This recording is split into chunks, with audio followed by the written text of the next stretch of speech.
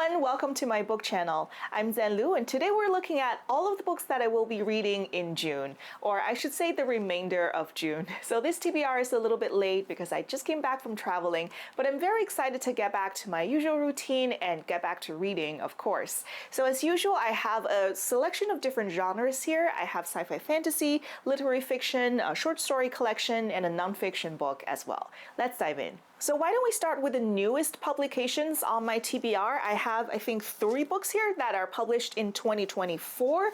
Let's start with Hum by Helen Phillips. I think this is a speculative fiction of a future that's kind of dominated by artificial intelligence, and Hum is a type of robot that apparently inhabit this world.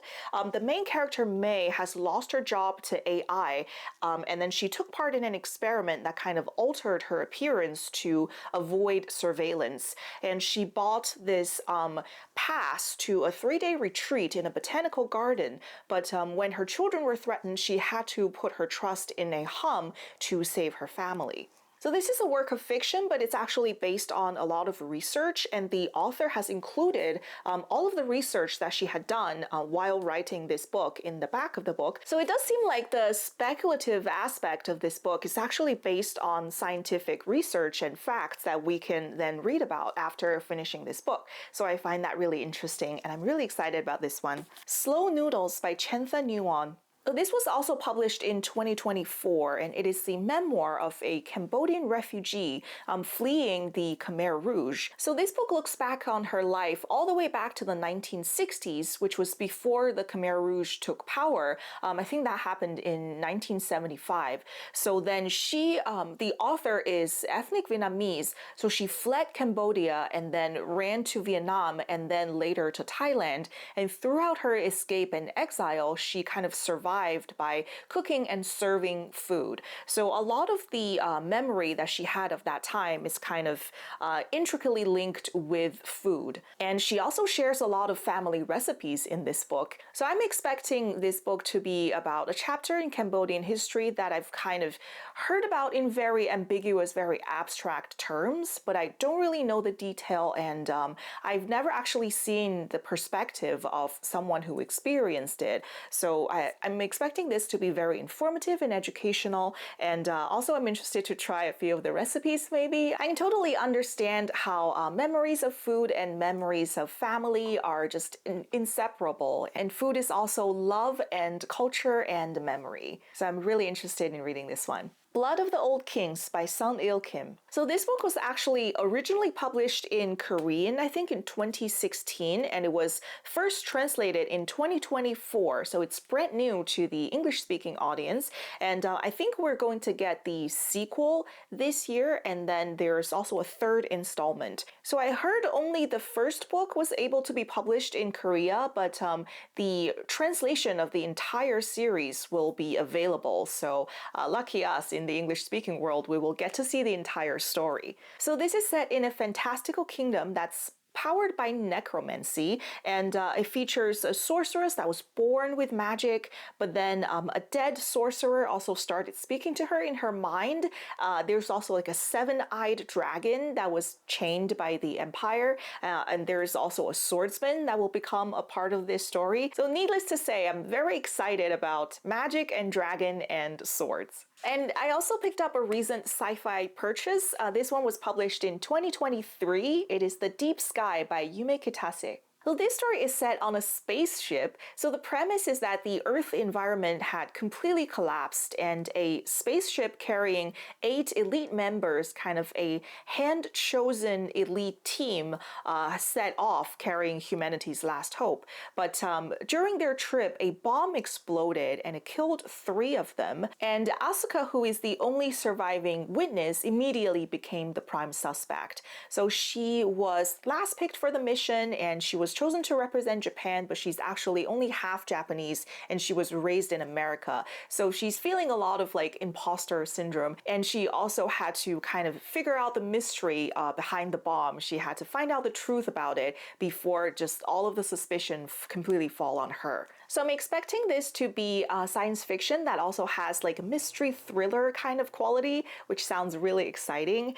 And also the protagonist having like a mixed heritage. Maybe there's some sort of a cultural rift or conflict and deeper issues of identity as well. So I'm really excited to read this one.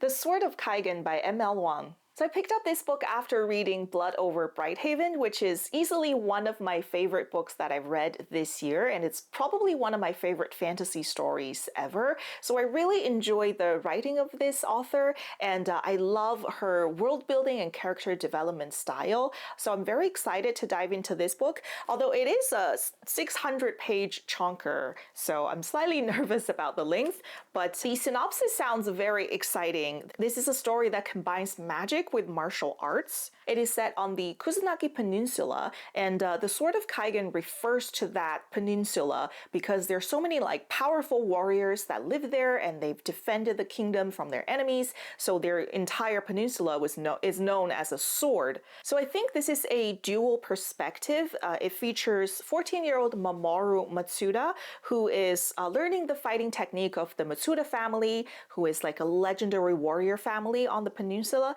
And on the other side is Misaki, who is a woman that's married into this family. And in the past, she was a fighter, but then she put it behind to become a wife and a mother. Both of them will kind of find their life inevitably changed when the peace of the peninsula is threatened again. And they're faced with having to pick up the sword again, I think. So yeah, this will be a lengthy read, but this author is really good at creating a very like detailed and complete world that's very convincing. And she did a great job in Blood Over Brighthaven of making me just care very deeply for the characters, and I'm expecting the same in this book. I usually try to always include a short story collection in my monthly reading, and this month I have chosen Exhalation by Ted Chiang. So Ted Chiang is a highly decorated author. He has won 4 Hugos, 4 Nebulas, and 4 Locus awards. He's a very important, very popular name in the sci-fi space. And one of his short stories called The Story of Your Life and Others was adapted into the film Arrival.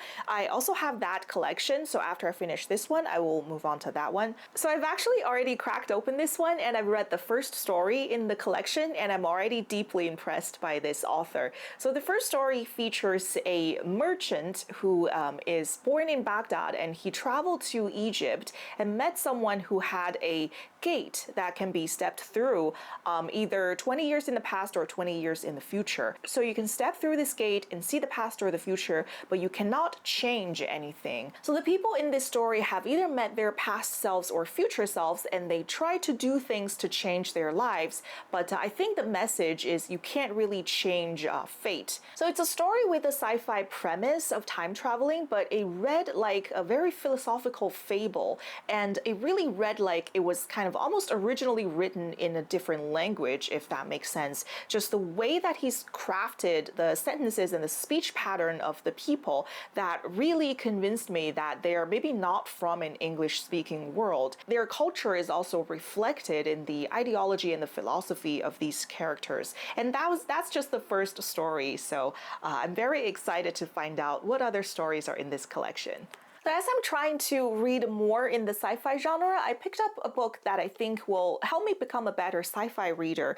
This is Physics of the Impossible by Michio Kaku. So I think this author is a theoretical physicist, and he is kind of using his training, his education to explain some of the mechanisms that we see in science fiction a lot.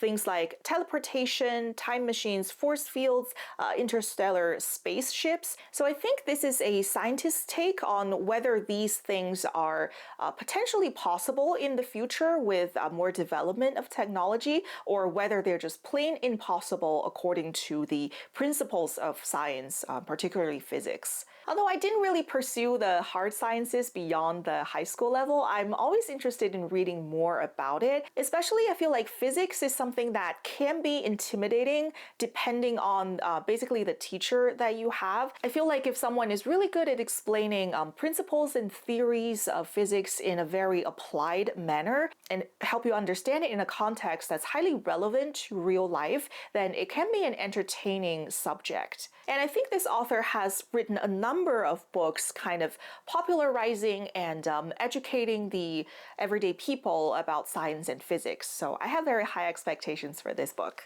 And I'm finally picking up a volume that I think I should have read a long time ago. This is The Joy Luck Club by Amy Tan. So this is such an important book in the AAPI community and the immigrant community. I think this title is mentioned every time you search sort of AAPI fiction and stories about the immigrant experience, and it was also adapted into a film. So this story is set in 1949, and it is about 4 Chinese women who recently immigrated to San Francisco and sort of their experience integrating into the United States community, and also how that affects their relationship with their daughters. So this book was originally published in 1989, and what I have here is the 30th anniversary edition published in 2019, and it has a special foreword by the author celebrating the 30th anniversary of this book. So it's endured for more than 3 decades and still held in very high regard, kind of as a modern classic, and I'm really excited to finally read it. So I also have 2 holds on Libby that are supposed to become available in June. I have We Do Not Part by Han Kang and The Tainted Cup by Robert Jackson Bennett. So I placed these holds in April, and I'm really excited to be able to read them after 2 months of waiting. Han Kang is, of course, the winner of the Nobel Prize for Literature, and I read her book Human Acts earlier this year. I've also posted an in-depth review of the book, which I will link below. We Do Not Part is another one of her works. So Human Acts is about the Gwonju Uprising, which is like a really dark chapter in Korean history that a lot of Western readers might not know about. And I think We Do Not Part is another one that's about a hidden chapter in Korean history. So this is a story between 2 women. One of them is injured and hospitalized in Seoul, and she is kind of sending an urgent message to her friend to come visit her and also to save her beloved pet bird. But when she arrives, a snowstorm hit Jeju Island, so she has to kind of try to reach her friend through wind and snow and I guess very dangerous conditions. So I already know I really like this author's writing style from reading Human Acts. So she writes history with a very realistic kind of approach, but her language is also very meditative and philosophical and poetic as well. So I'm expecting something similar in We Do Not Part, and very excited to read it when it becomes available to me. And The Tainted Cup is a book that I've heard about for so long. I think it's currently kind of a darling of the book review space on BookTube, Book Talk, Bookgram, all of those places. I think everyone is just raving about this book. This is a fantasy that's also kind of a detective story. It's a finalist for the Locus Award, and it's also nominated for an Edgar. And it's won Best Book of the Year from a number of publications, the New York Times, NPR, Elle, Book Page. So in this story, a body is found in a mansion where a tree had grown from the body. And the detective that's assigned to investigate is both very brilliant and eccentric. So she wears a blindfold at all times. So she brings along a new assistant, and they're compared to, of course, Holmes and Watson. But it seems like there's a bit more conflict between these 2, and the assistant kind of has his own secrets, and he's worried that his boss is going to uncover that as well. And this book also now has a sequel called A Drop of Corruption. So I'm really excited to finally read this book, find out what the story is, find out what all of the buzz is about, and maybe hopefully read the sequel as well. So those are all the books that I plan on reading in June. This might be a slightly overly ambitious list, given that almost the entire week has already passed, and I have just over 3 weeks left to finish these. If I don't, I will simply continue reading them in July. So please let me know what you think of this selection, whether you are interested in picking up any of these titles that I've mentioned, and definitely let me know what you're reading in June and what you recommend. Thank you so much for watching, and see you next time.